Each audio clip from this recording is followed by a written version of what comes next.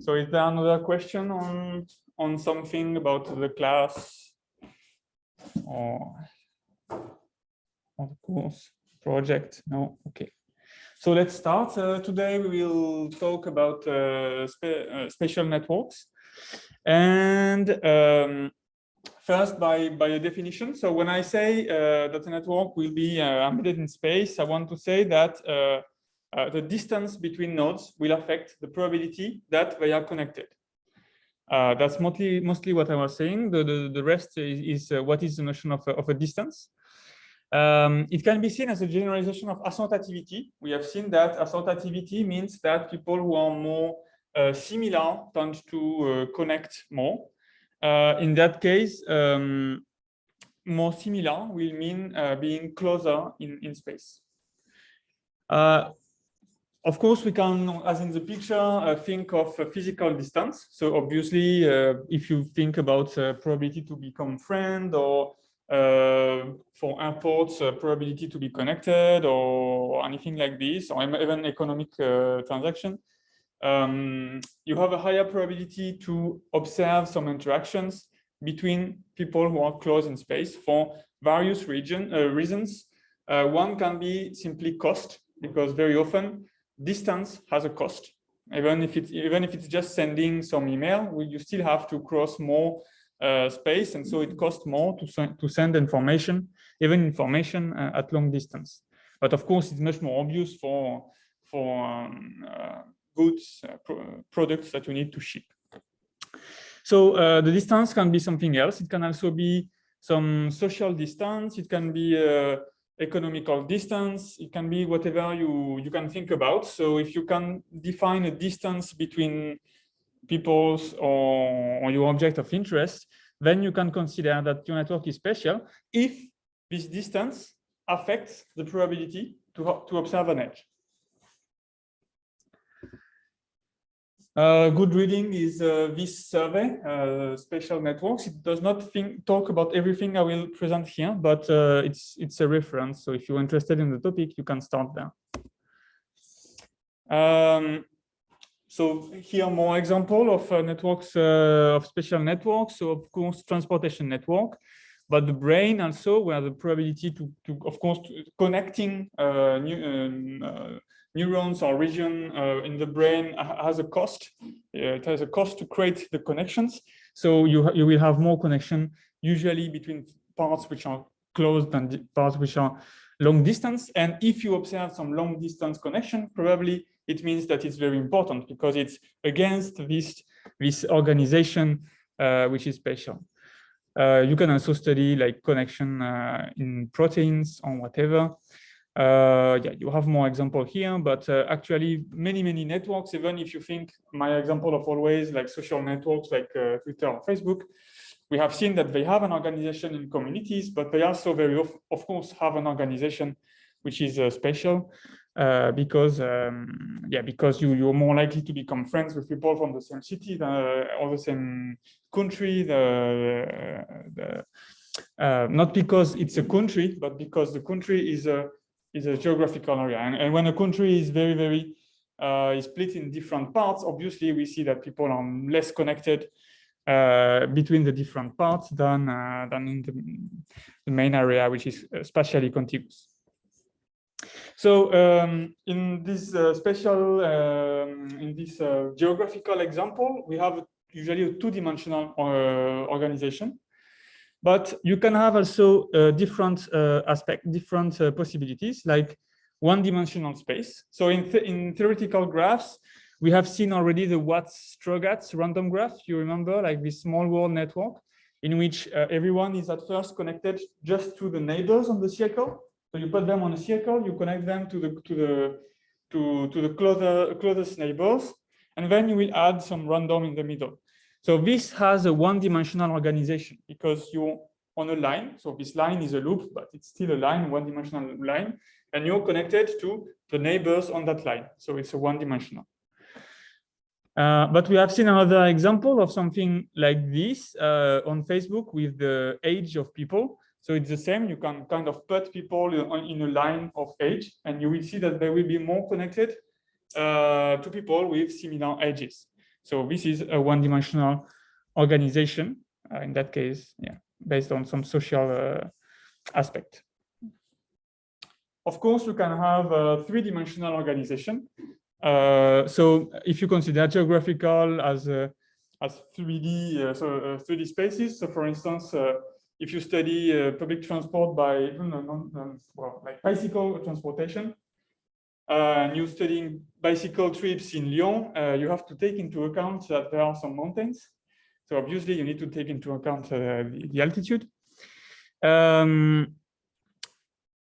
Yeah, another very often case which is well, you can just put together many attributes and have many dimensions. So for instance, if you take the social networks, you can take into account the physical location, but you can take into account the age, you can take into account the social status, the political opinions, and so on and so forth, and consider each of them as a dimension. So in that case, you can have, I don't know, 10 or 15 dimensional space, and it still can be considered as a spatial network. But the problem here is that you need to define what is the distance between two people. So this distance, it will depend on all these aspects. But how do you define in a single function what is the distance between someone who is lives in Paris and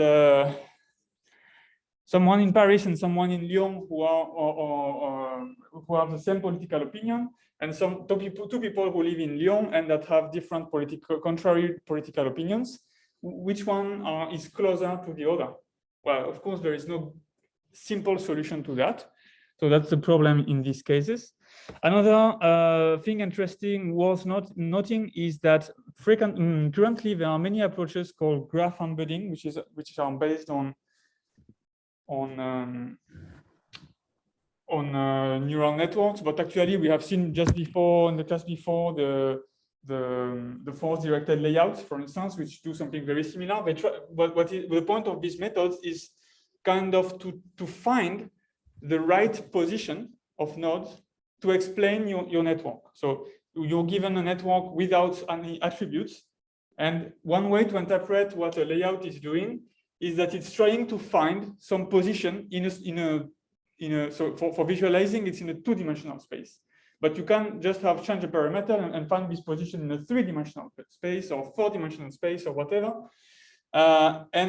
Which tries to explain as best as possible the graph that you're observing.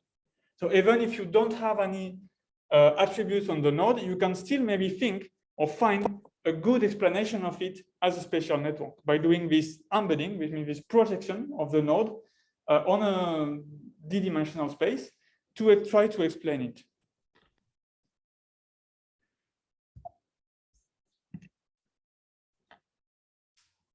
So as I was saying with the example of having different attributes of different natures, an important question of when you have a spatial network is what is the distance between the nodes? And the distance can be of several types. Obviously, you can have an Euclidean distance in which you just compute the usual distance, like a straight line distance. But you can have also often a grid circle distance. That's what we will use. We will use on the airport dataset, because you have distance. You have airports that have location on Earth, but this location is like the same as a GPS location. So you need to compute your distance not as a straight line, but as following the curvature of the Earth, of course. So of course, the choice of the right metric depends on the system you're modeling. So dot product or cosine distance, which measure the angle between the vectors. So you consider that you have vectors that your dimension define a vector and you want to compute the distance between them. Manhattan distance, and so on and so forth. So here are some examples of the most classic ones. So you have here the Euclidean, the straight line distance, cosine, where you measure the angle. Here you have the Manhattan distance, where you compute so the distance. So the idea is like in Manhattan, the streets form a grid, and if you want to go from one point to another, you need to follow the streets. So the shortest path is like this, and not a straight line. So you need to compute the distance in all directions, like this plus this. the Haversine distance, which is the grid circle distance. And then you have other ones that, yeah, that I won't describe here, but you have even more possibilities of defining distances. But usually the problem is that to choose a distance, you need to understand what your space represents. So basically, you end up usually using Euclidean if you know that it's Euclidean or Haversine, depending on what kind of network you have. And if your networks, if your attributes are of different natures, very often we might use either cosine or Manhattan to take into account the fact that they can have different amplitude.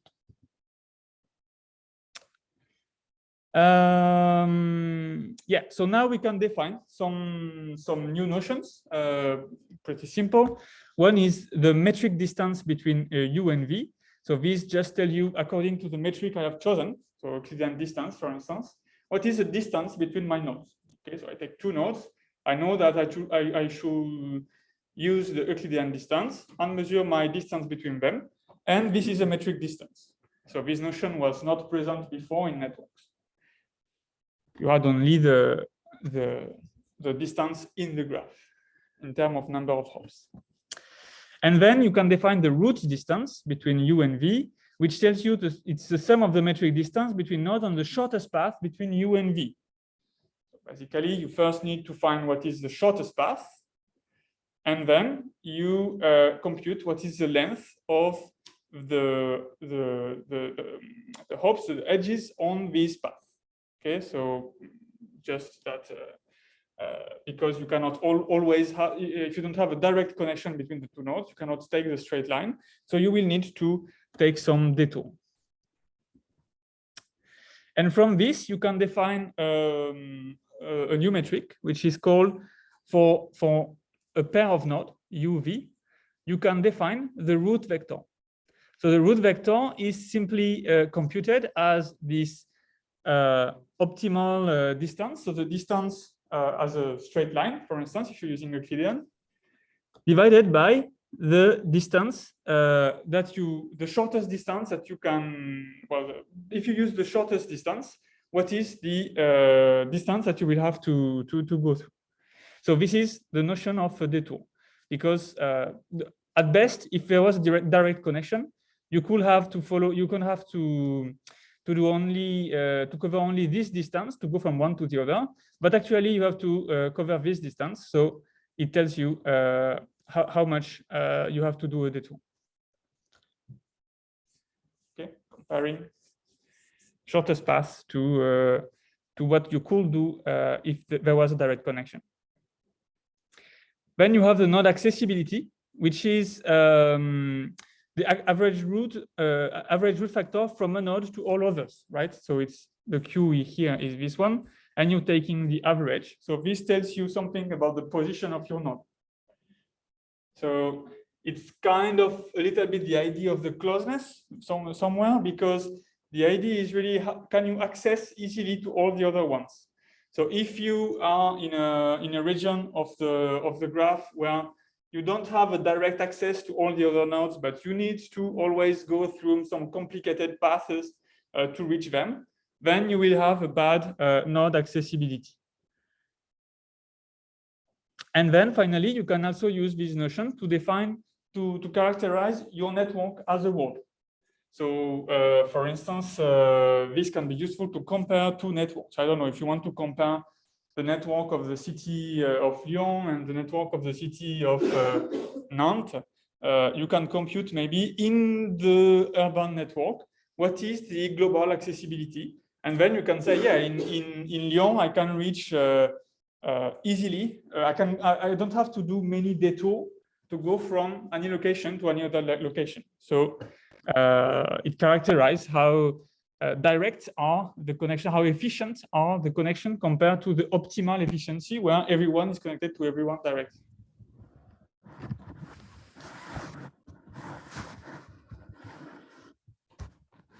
Okay, so let's move to some simple models of spatial network.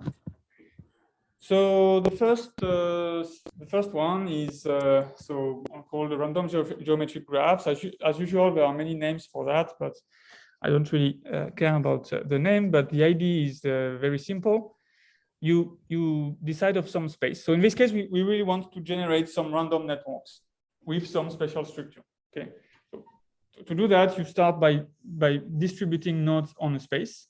So basically, for instance, in a 2D space, you will attribute to each node a value between 0 and 1 for x, and a value of between 0 and 1 for y, and you get you attribute random positions, and so you get random position for all the nodes.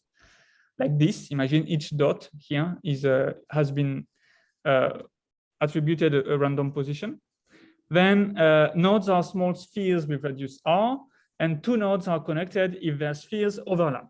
So if they are separated with a distance smaller than 2r, so you basically check that if they are at a certain distance, they are connected. If not, then they are not connected. So also called display collection. And you get something like this, right? So you can see that all the nodes that are close, they are connected. And all the nodes that are at a longer distance, they are not connected. And so you get this typical structure. So you have to be careful that at first hand, at first look, you could think that it looks like communities. You seem to have some regions which are strongly connected, right? And then they are well separated. But actually, there is no communities in this graph. It's just that the special structure make this kind of organization. But you can clearly see that there are no communities because I don't know, like this part here has no this part has no boundaries. It's more like, so edges are kind of random in the middle, and it could so if you increase a little bit your radius, you will have something more like a grid in which there is clearly no blocks. So you can be shown that this kind of network have a Poisson distribution of degrees. And the clustering coefficient, so here you have the reference of the demonstration if you're interested, but what you can see that, so the clustering coefficients depend on the number of dimensions, but it's independent of n. So it does not depend on the number of nodes. And this tells you that this kind of networks, they can have a high clustering, even in a large graph. They can have a high clustering because obviously, since the connections are local, the friends of my friends tend to be my friends too. So you tend to have triangles. So in some random geometry graph, you can have large clustering, and that's what that's a way to interpret what was doing Watson Strogatz in the small world network with a circle, where they first created some geographical random graph, some random geometry graph, in which they, as a consequence, have a high clustering because you can have this high clustering.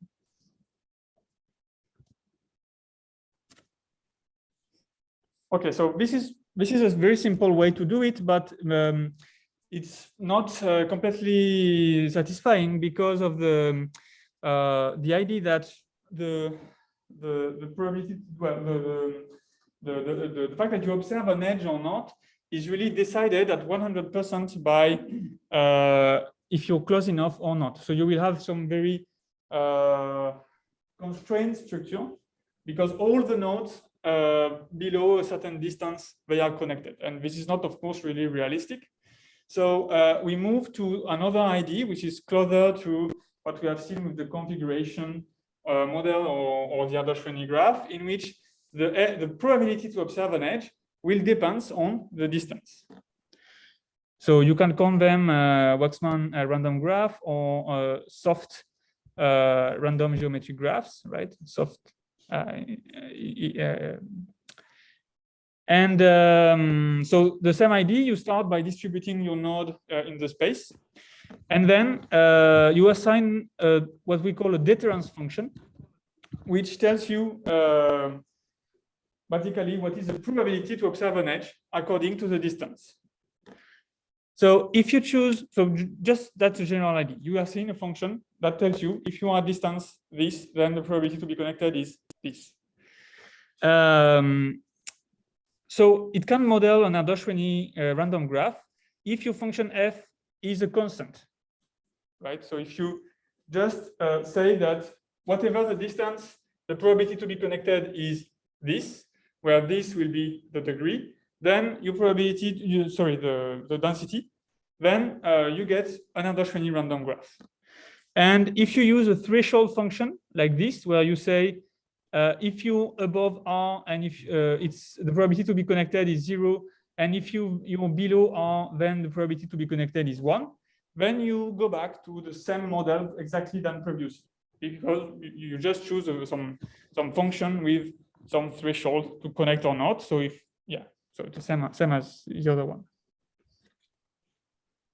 But usually we will rather choose some function which is a little bit more interesting. So with some probability, a probability for each distance. So you will have, I don't know if I have a picture here somewhere, but yeah. Yeah.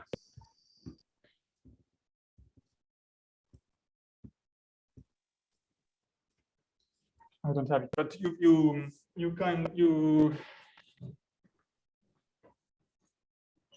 will define something like this, saying, okay, here I have the distance. Distance can be between 0 and maybe in my graph, the two nodes which are the most far away, they are distance 1.5, for instance. And then I have a probability here. So it can be at most 1. And I will say, for instance, that I have, so usually I will pick something like this. I pick something which is decreasing and say, maybe if I'm at distance 0.1, then my probability to be connected is 0.9. I have a very high probability to be connected if I am very close. And then at some point I will reach maybe 0. So okay, if I am at distance 1, then I have no chance to be connected. And in the middle, it depends on my function here that I have chosen. So I can just draw some random function, of course, but usually we will rather pick some function in which we will have some decreasing process. And so classic example are like negative exponential like this, or negative power with alpha as a parameter. So this helps you to choose something which is more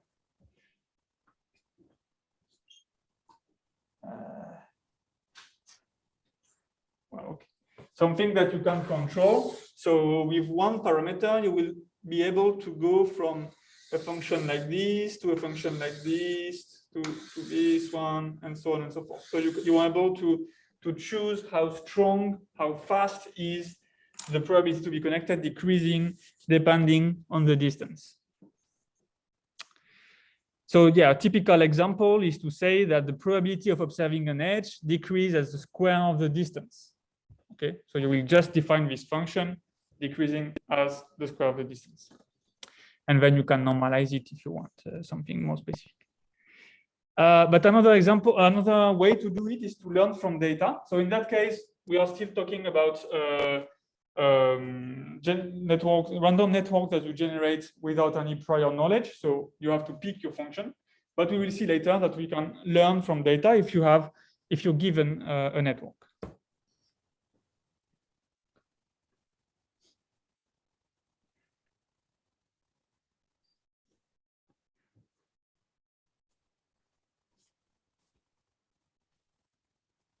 So let's move to the next step of complication, which is the gravity law.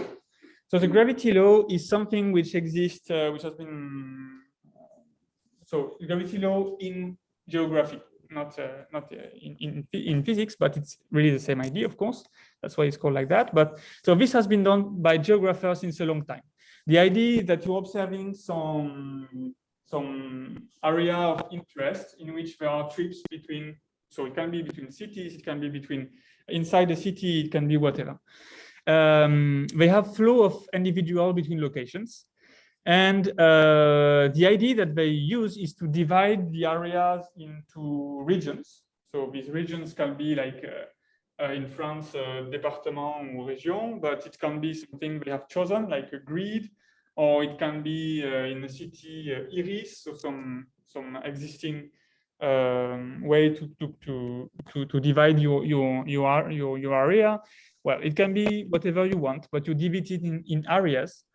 And then you compute the number of observed trips between those areas. And this gives you a matrix like this, in which you have each region, and you say, from this region to this region, on that day, I observed that many trips, and so on and so forth, and you get this matrix. So for us, obviously, when we see this matrix, we think that this could be interpreted as a graph, and that's that we will try to do. But let's keep for now with the geographer ID of things, and how they define the gravity law. Well, the idea is that the number of trips is scaling as this function, and this function, the p here corresponds to the population, because we are still thinking as geographers. So we have regions with populations, we have this information. And so we know that the number of trips will depend on the population of the region, the population of the other region.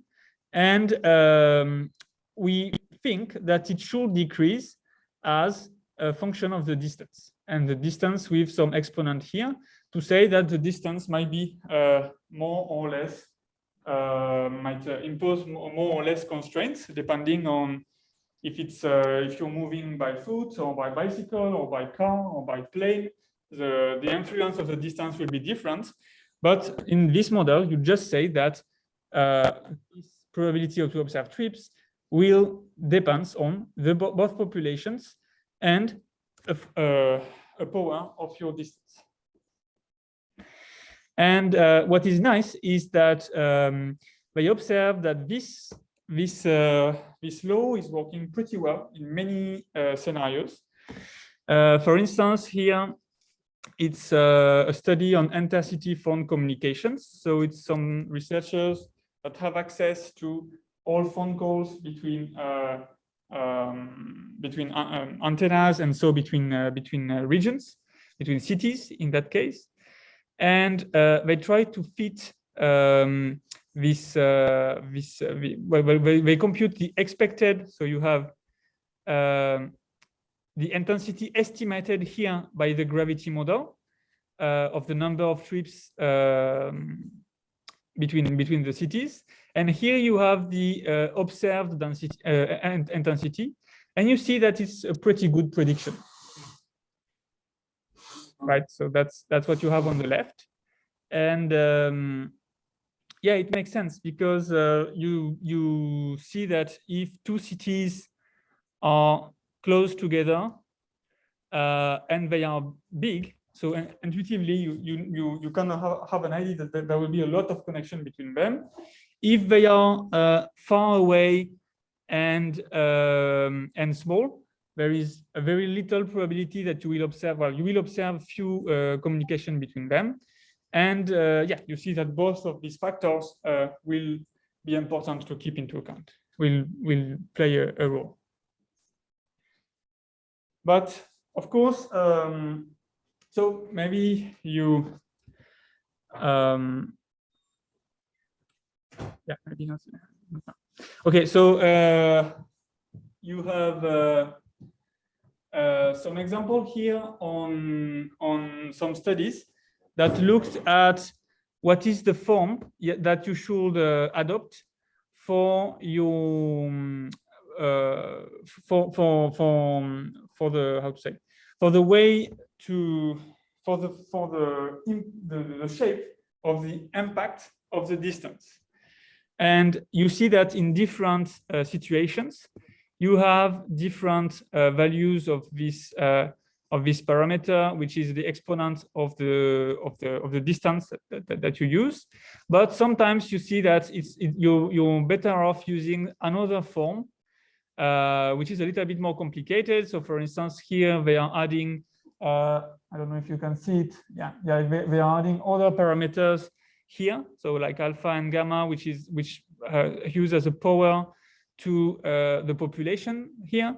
And the point of adding these new parameters is to try to make something which explains better the observations. So you trying to find some more, if only using some power of the distance is not a good explanation, then you can complexify to obtain some better explanation by using a different function. And so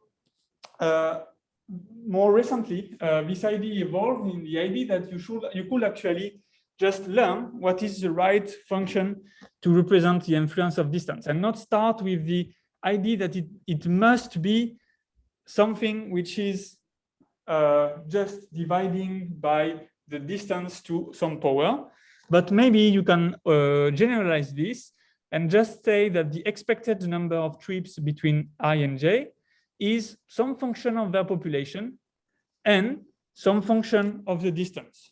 And then this function of the distance, maybe you need to be a little bit open about what it looks like. And that's the idea of what I call an agnostic deterrence function. So this deterrence function tells you so the influence of distance. And what you can do is to learn it from the data. I don't know if I have the picture here. Yeah. So the idea is to compute it by comparing the number of trips at a given distance on your network and the number of trips that you expect according to a neural model. So again, this idea of a neural model. And very often in reality, so if you look at a fine granularity of if your nodes or your areas corresponds to something rather small, you will see that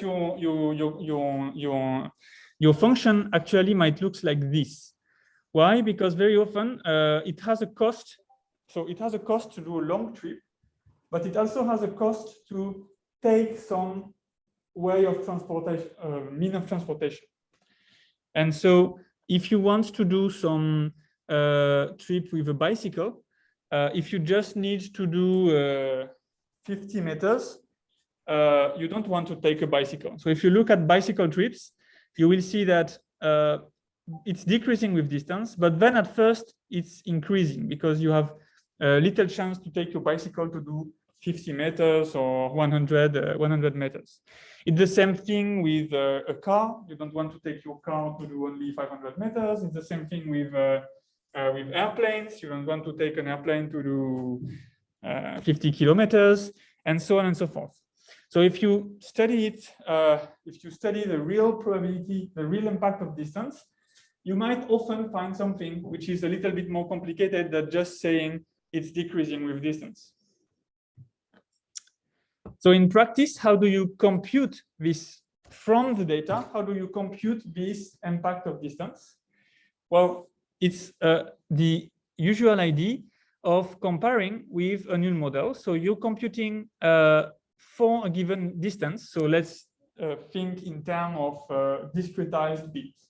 Okay, so I take some bins. I look at all the pairs of nodes which are between a distance of 100 and 200 meters, for instance. So I have all the pair of nodes at this distance. And then I compute, according to a neural model, the number of connections that I expect to have between them. So if it were completely random, so typically I will use a configuration model, so taking into account the degrees, but anyway, so I'm counting how many edges I expect. So if I expect 100 connection between them, and then I count how many I have. And if I see that I have 200 connection, then it means that I have twice the chance to be connected if I'm at a distance between 100 and 200 meters. And so if you do this for every bin, you will end up with some notion of the bias that is imposed by the distance. And another way to see it is to compute this deterrence function as a notion of a variation of density. So something like what I have described here. So you compute your bins. In your bin, you compute how many connection you could have the maximum number of connections that you could have. And then you compute the number of connections that you do have. And this will give you some probability, what is the probability to observe an edge at this distance. In that case, I'm not correcting for the degree, but it's the same principle.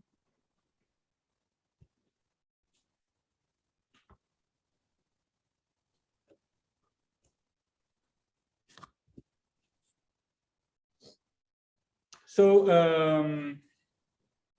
still keeping with the idea of generating this random graph. So now if we have the degrees of nodes and we have this deterrence function, we can consider that this is a generator of random graphs.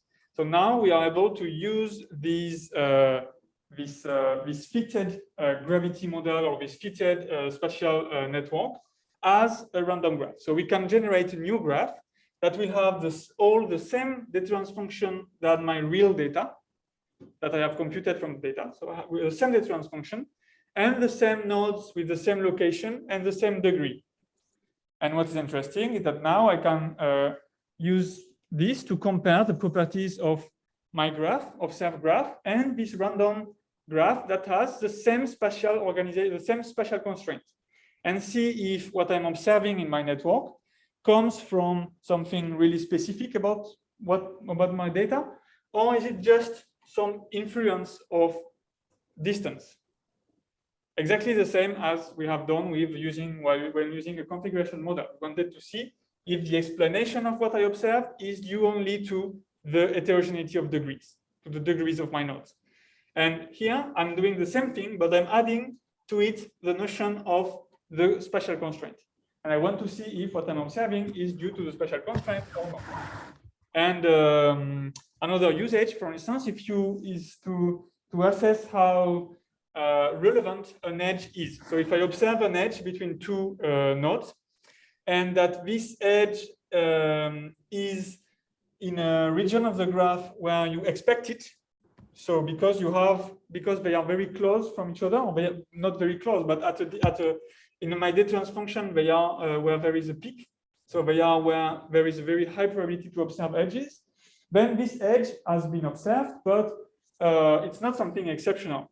On the contrary, if I observe that there is an edge between two, for instance, in the airport dataset, if you observe that there is a connection between two airports and that these airports are very far away and there is a very low probability to be connected at this distance, then it tells you that this edge is somewhat important because it is unexpected. So probably you can interpret this edge as being exceptional, and it can be something worth studying.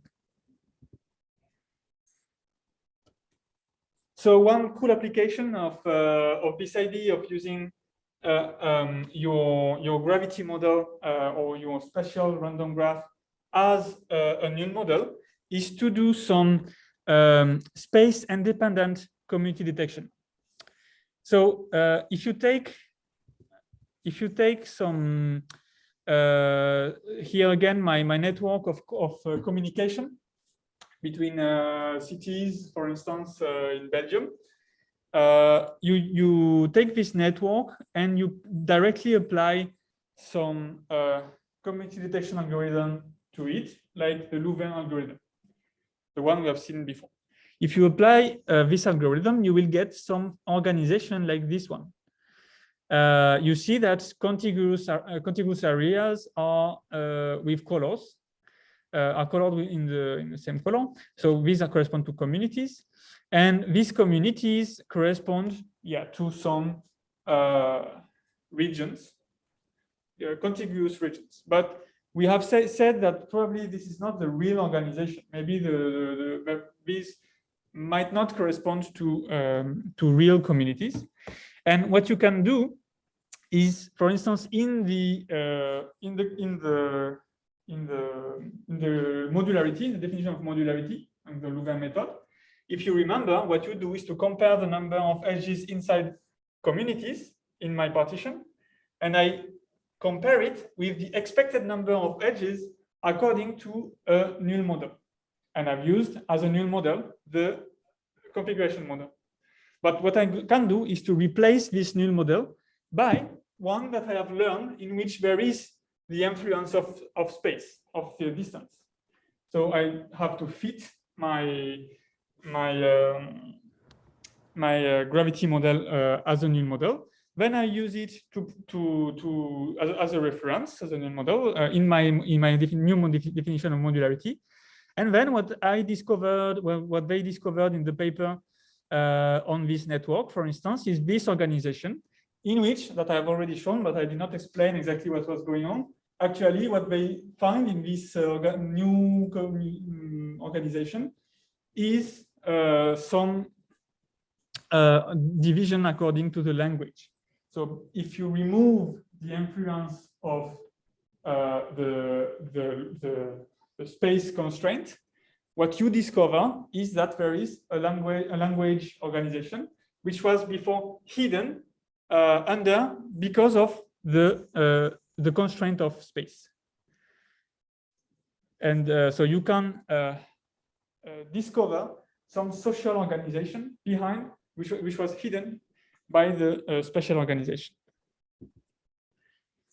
So there are not so many applications, so I will just present very quickly an example we have done with some colleagues of ENS in Lyon a few years ago. So it was studying the VELOV transportation dataset. So we have all the trips made between stations in Lyon, and each dot here corresponds to a station in a two-dimensional. So you have 2D positions.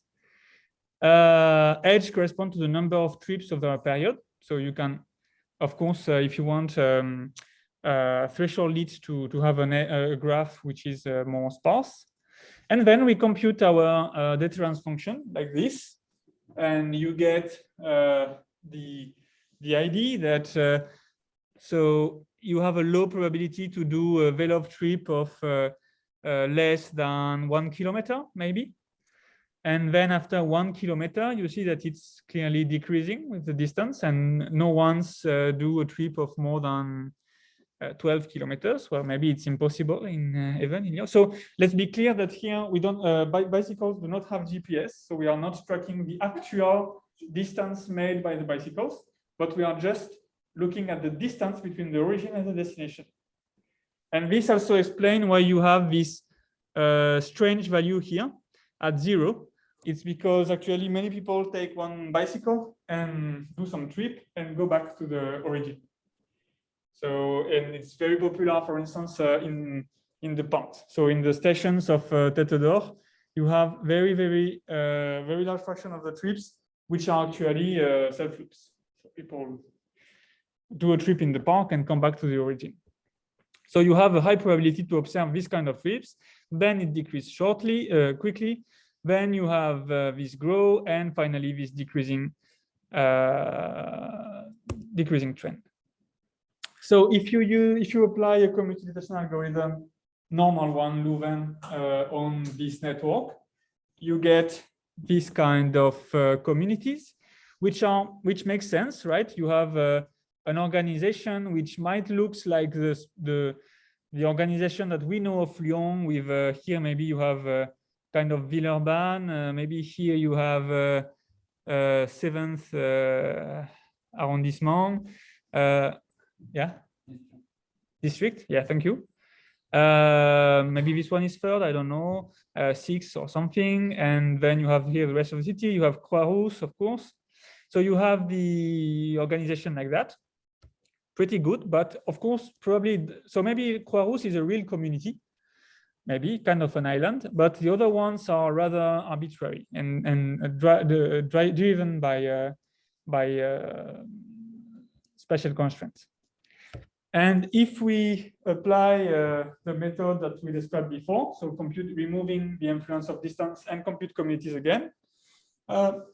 So there is some noise, but the interesting ones that we get are these two communities, which correspond to, so you see that they are not special at all. They are not, the points are not closed in space, but rather you see clearly this one and this one, which are following the banks of the rivers. So this makes sense. You probably know that it's convenient and enjoyable to do this kind of trips.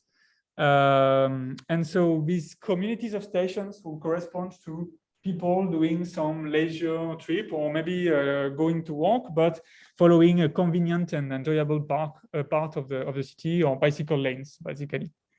So yeah, that's a kind of uncovering some organization which was before hidden by the spatial structure. Any question on that?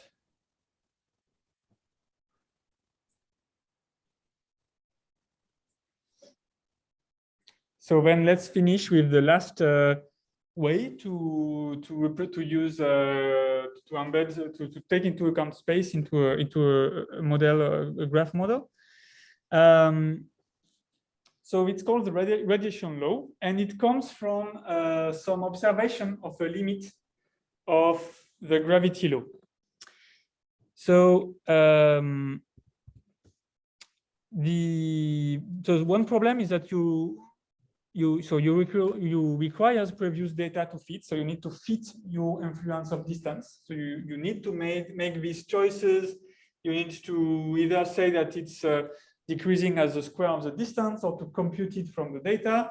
So yeah, that might be complicated. But more importantly, the main limit that people found is that the number of travelers between destinations depend only on their population and distance. So to explain you why it's a problem, I have here, can you see it? Yes. Let's say that you have two cities with equal population. With a given population here and there. And then let's imagine that you have two cities with the same population than these ones here and there, for instance. And you want to compute the number of so you have the same number of trips from the two cities, and you want to guess how many trips you expect from one city to the next. And you see that the main difference between the two is a question of opportunities. If you live here and you want you want to make a trip, like let's say, I don't know, for a weekend or something, you want to go in holidays for a weekend. Well, at this distance, you don't have much choices. You don't have many choices. This is basically your only choice. So the number of trips between these two cities is probably will probably be high if you keep the number of outgoing trips from one city. On the contrary, if you take these two cities here, well, people who live here, they have a lot of opportunities at the same distance. Like they can basically, at the same distance, they have all the cities of Europe as a possible choice for a weekend trip, or for usually we more present this in terms of a job opportunity. Like if I want to change job and I'm living in this city, well, basically I have a high chance, the probability that I will get a trip in exactly this city is much higher than if I'm living in this city and that I want to change job and I will go exactly to that city. Of course, here there are many problems about other social aspects, but if we just keep with this idea, we see that there is a problem of opportunity. The gravity law tells you that if you have two cities with a given population and a given distance, then you expect the exact same number of edges of connections between them. So, and the gravity law, the idea is to to change that. So yeah, this is basically what I explained. Individuals look for a job in all cities. Each city has a number of job opportunities. Each job has a value of interest. So what is the probability for a job seeker to choose a job in city C located at distance D? So it depends on how many jobs offered in cities at a distance equal or lower than D. And this, what is interesting here is that the model is parameter free. So I don't have to decide what is the influence of distance. It is computed automatically by all the other opportunities that I have around me. So in this picture, you see an example. So I am living in city I. Well, the probability of going to doing a trip to city J, my attraction to city J, depends on all the other opportunities in the circle of a radius of the distance between I and J. Basically, all these other opportunities around me. If there is the more cities I have in this circle, the less I'm likely to move to J. So this is defined with an equation which is coming from the principle of radiation. And so the equation is here. I won't detail it, but the idea is that the number of trips that you expect between I and J depends on the number of outgoing opportunities from I. So the degrees in our network cases. Then it depends on some product of the population. So of course, in our case, if we don't have population, we just take the degree as a proxy of the population. Well, it's the notion of attraction, that how attractive is a node? Well, it's number of nodes, or number of it's degree, sorry. And then you have this with SIG here. SIG is the sum of opportunities at a shorter distance than the target, right? So SIG here corresponds to all the incoming edges of the nodes in this circle.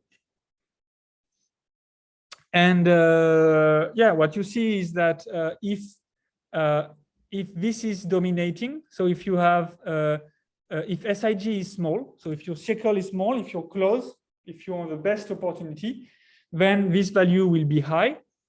And when SIG is growing, so when you have more opportunities at a shorter distance than the J node you're evaluating to, then when this SIG is growing, then your probability to observe trips will be decreasing.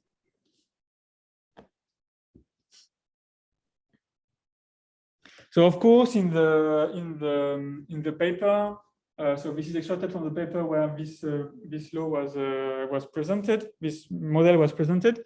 So they show some examples where it works better, right? So they have some real data here, like a data census. I think it's of like trips made for job. So some people work at very far away in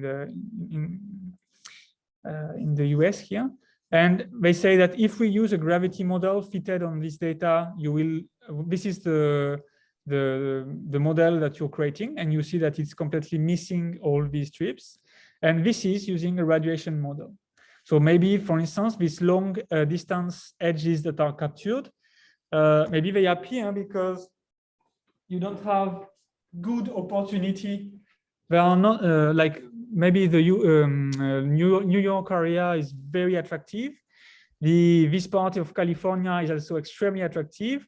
And so all the opportunities here in the middle, they are not so important. And so even though you're very far away, you still observe some trips because there are no very strong alternatives compared to the power of attraction of those cities. That's one explanation. But basically what they observed is that you have a better fit with the radiation than the gravity. Although with the gravity, you're trying to fit some influence of distance. And with the radiation, you don't need any attributes. But of course, you could argue that in this paper, they use only this notion of a predefined, they're just fitting one parameter, which is the power of the distance, and not using some difference function learned from data, which is more powerful. But anyway, I don't go into the details. So the radiation law has some really interesting point with that, which is that they have no parameters. Two nodes of the same degree at similar distance can have differential probability based on their location. And I think that's good. That's a really good idea. Then the model of opportunity taking into account all the other opportunities is also very frequent in geography, for instance. But on the gravity model, you have the possibility to make a customizable difference function. And this is good because the real world is complex. So for instance, if I go back to the example of the bicycles, and you want to apply without any modification your radiation model on it, it won't work at all, because you will consider that two stations that are very close will have a very large number of connections. And this is obviously wrong, as we have seen. So this means that, yeah, they are both interesting. And maybe someday someone will propose a gravity radiation model that will take both aspects into account, and that could be interesting. And I think that's all. Okay, that's all. Is there any question?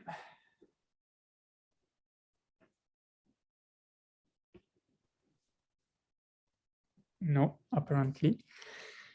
So good. I invite you to check the practicals as usual.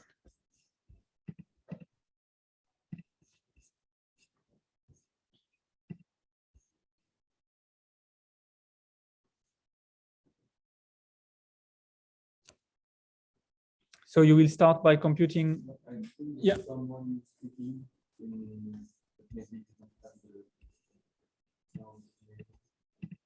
I think someone was speaking the startup.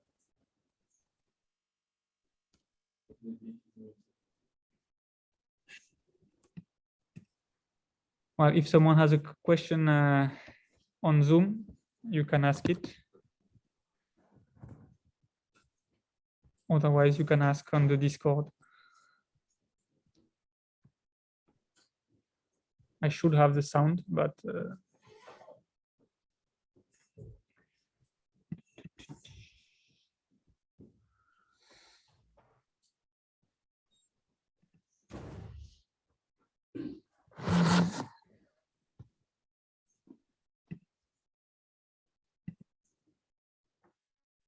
I think it's just a mic.